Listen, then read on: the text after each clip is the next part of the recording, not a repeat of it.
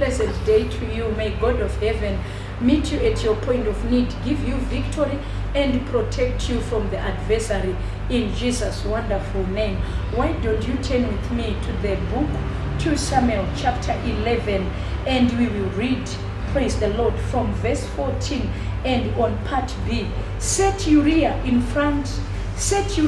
the forefront of the hottest battle, and retreat from him, that he may be struck down and die.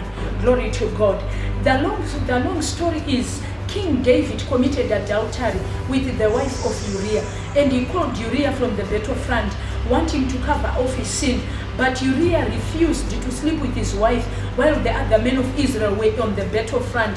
When King David was angered by his action, he decided to kill Uriah in order to further conceal his own sin and unrighteousness.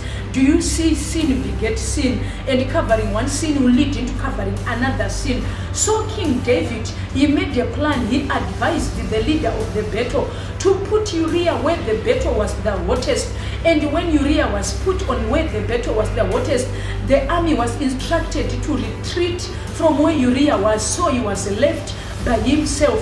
Naturally, he was struck and he was killed in the battle. I wanted to show you something here. Uriah died not because he was not good at fighting.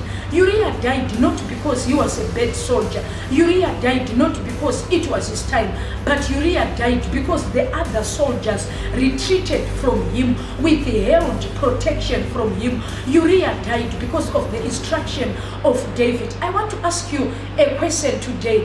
Who has failed to attend school because you retreated from giving them help?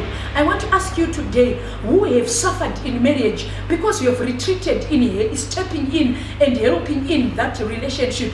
Who is in a distress today because you have failed to arise and stand for them and with them? The only challenge that Uriah suffered was that the other men at war, men who were supposed to be with him, for him, and around him, they retreated. They withheld help. They withheld protection.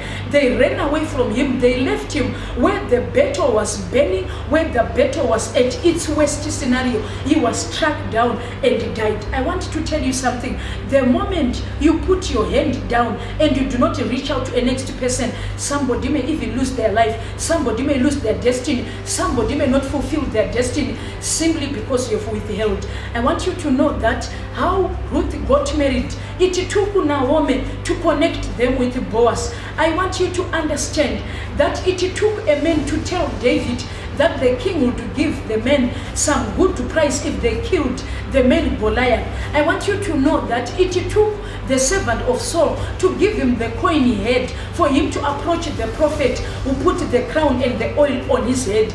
Anytime you withhold help, you withhold from the person who rightfully deserves from you, they will not enter in their God-given destiny. Uriah is one man who suffered a major setback in life, a misfortune in life, simply because his men, the ones he was with at the battlefront, they withdrew from him. I want to encourage you, give Caesar where it belongs to Caesar.